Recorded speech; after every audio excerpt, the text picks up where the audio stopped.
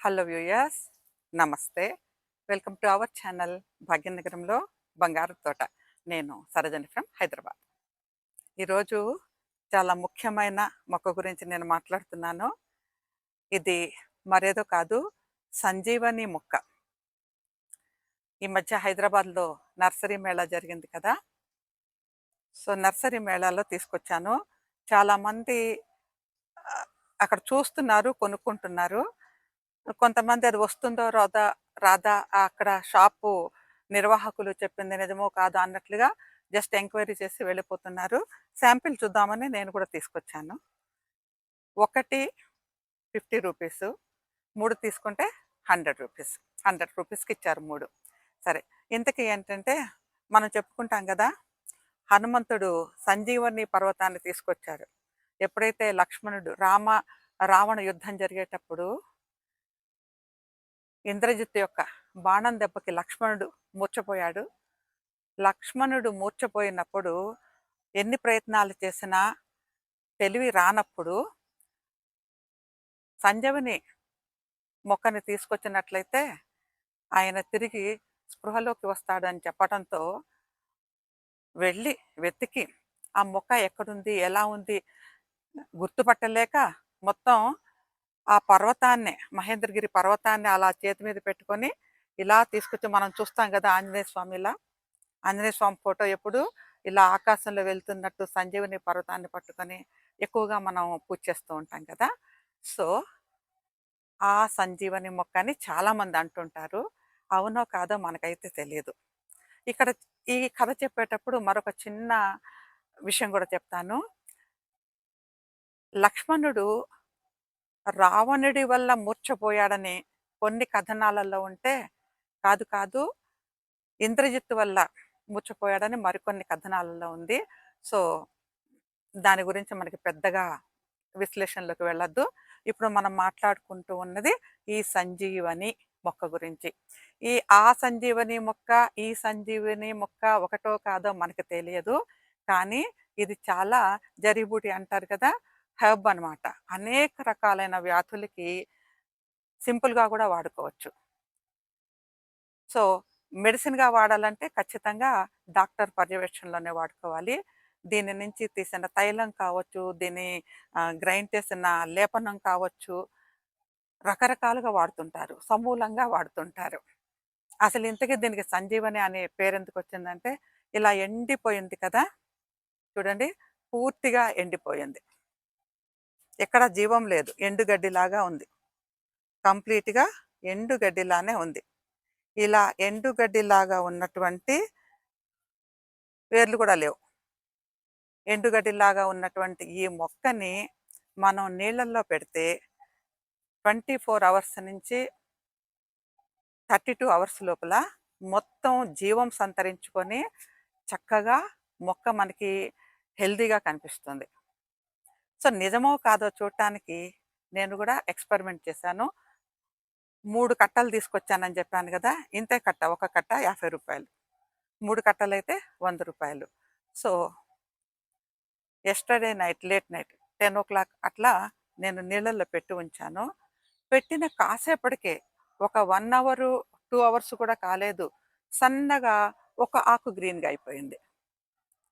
ఆ తర్వాత మెల్లమెల్లగా ఆకులు విచ్చుకుంటున్నాయి. ఇంకా పూర్తిగా విచ్చుకోలేదు. విచ్చుకుంటున్నాయి. అప్డేట్ మీకు చూపిస్తాను. పూర్తిగా విచ్చుకున్నాక మరొక వీడియో చేసేటప్పుడు కంప్లీట్‌గా ఎదిగిన మొక్కని చూపిస్తాను.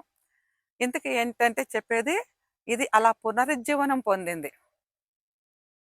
ఈ పునరుజ్జీవనం పొందగలిగిన మొక్కల్లో ఇది చాలా ప్రధానమైంది. అందుకనే దీనికి సంజీవని మొక్క అనే పేరొచ్చింది. సో అద్భుతం కదా. ఇంతకుముందు మనం ఒకసారి దూసర గురించి చెప్పుకున్నాం. ఆ జెల్ ఇలా ఆకులు నలిపేసి నీళ్ళల్లో వేసినప్పుడు నీళ్లు గడ్డగట్టుకుపోతాయి ఐస్ క్రీమ్ లాగా. అలాగే అది ఒక అద్భుతం అనుకున్న ఆ రోజుల్లో. తెలియనివన్నీ మనకు అద్భుతాలే.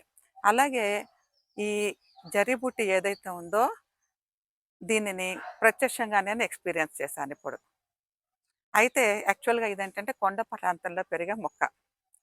మనకి west side of western Ghats కావచ్చు, అలాగే south side of Himalayan mountains, Aravalli పర్వతాలు ఎక్కువగా, వన్ సైడ్ ఆఫ్ ఆరావళి పర్వతాలు, తర్వాత eastern Ghats, western Ghats, one side of Aravalli mountains, అలాగే మనకి వింధ్యా సాత్పురా రేంజెస్, హిమాలయన్ మౌంటైన్స్. ఈ అన్ని కొండ ప్రాంతాలలో వానలు పడే వైపు పెరుగుతుంది. వానలు పడనప్పుడు పూర్తిగా ఎండిపోతుంది. నీటి వసతి లేనప్పుడు పూర్తిగా ఎండిపోతుంది. ఇలా గడ్డిలాగా అయిపోతుంది. మనం గుర్తుపట్టలేం కూడా. అలాంటిది మళ్ళీ తడి తగలంగానే వితిన్ అవర్స్‌లో అది విచ్చుకుంటుంది. అద్భుతం అంటే అద్భుతం. అండ్ ఒక 1 మంత్ లోపల ఒక 15 సెంటీమీటర్స్ వరకు పెరుగుతుంది. మనం దానికి రెగ్యులర్‌గా నీరు మారుస్తూ ఉండాలి. మారుస్తుంటే చాలా హైట్ పెరుగుతుందన్నారు. అలాగే ప్రాపగేట్ చేసుకోవటం కూడా చాలా ఈజీ అని చెప్పారు. ఒక చిన్న కొమ్మ తుంపి పెట్టినా వస్తుంది. అలాగే మన మామూలు ఫెర్న్ లాగా స్పోర్స్ ఈ పడి కూడా మొక్కలొస్తాయన్నమాట. వీటిని నీళ్ళల్లో పెంచుకోవచ్చు. అలాగే నేలలో కూడా పెంచుకోవచ్చు. ఈ అద్భుతమైన జడీబూటి తప్పనిసరిగా మన ఇంట్లో ఉంటే బావుంటుంది. ఇదొక మంచి ఆక్సిజన్ ప్లాంట్. మరొక రకంగా చెప్పాలంటే మంచి ఆక్సిజన్ ప్లాంట్. దీన్ని మనం ఇంట్లో కూడా పెట్టుకోవచ్చు. అవుట్‌డోర్‌లో కూడా పెంచుకోవచ్చు. కిచెన్‌లో పెట్టుకోవచ్చు.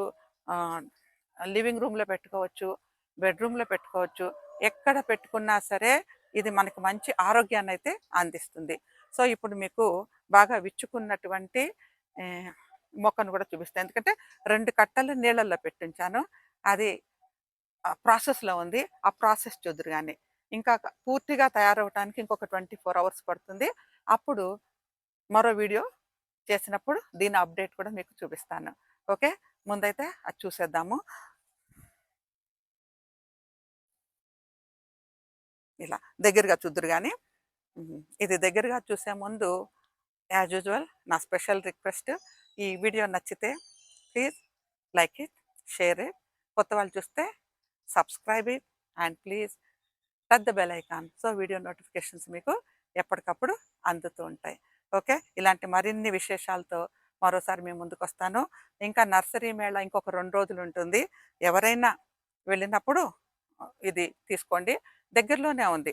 గేట్‌కి చాలా దగ్గరలోనే ఉంది. గేట్ నంబర్ 1కి చూసుకోవచ్చు. ఇప్పుడు దగ్గరగా చూసేద్దురు గాని. ఇది చూడండి ఎలా ఎండిపోయి ఉన్నదో మొక్క.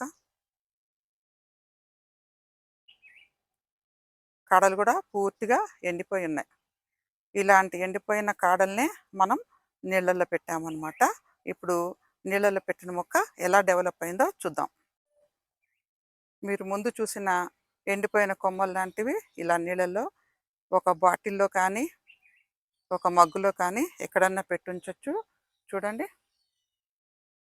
క్లియర్‌గా కనిపిస్తున్నాయి అనుకుంటాను. కొమ్మలు అడుగున. ఇప్పుడు చూడండి. ఈ చక్కటి ఆకులు ఎలా విచ్చుకున్నాయో. చూసారా ఎలా విచ్చుకుంటున్నాయో? ఈ మిగతావి ఇప్పుడే విచ్చుకోవడానికి రెడీ అవుతున్నాయి. ఇంకా టైం పడుతుంది. ఆ ఎండు ఆకులు పూర్తిగా విచ్చుకోవటానికి. కానీ చూసారా ఎంత చక్కగా లైఫ్ వచ్చిందో? అందుకే వీటిని సంజీవని మొక్కలు అన్నారు. ఆరోగ్యానికి చాలా మంచి హ్యాబ్. చక్కగా మనందరం వాడుకోవచ్చు. వాడుకోకపోయినా చక్కని షో ఫ్లవర్ టైప్‌లోనే దీన్ని మనం ఇంట్లో పెంచుకోవచ్చు. ఈ ఆకు చూడండి ఇంకా విచ్చుకుంటోంది ఇప్పుడే. ఇవన్నీ. చూసారా?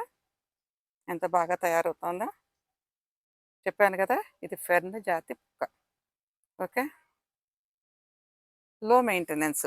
నీళ్లు పోయటానికి, ఎరువులు వేయటానికి టైం లేదు. బట్ ఇంట్లో గ్రీనరీ ఉండాలి, చక్కగా ఆకులు, మొక్కలు ఉండాలి అనుకున్న వాళ్ళు ఈ మొక్కల్ని పెంచుకోవచ్చు. మీరు ఒక నెల రోజులు నీళ్ళివ్వకపోయినా, ఇది పూర్తిగా ఎండిపోయినా నో ప్రాబ్లమ్. మళ్ళీ చక్కగా జీవం తెచ్చుకుంటుంది.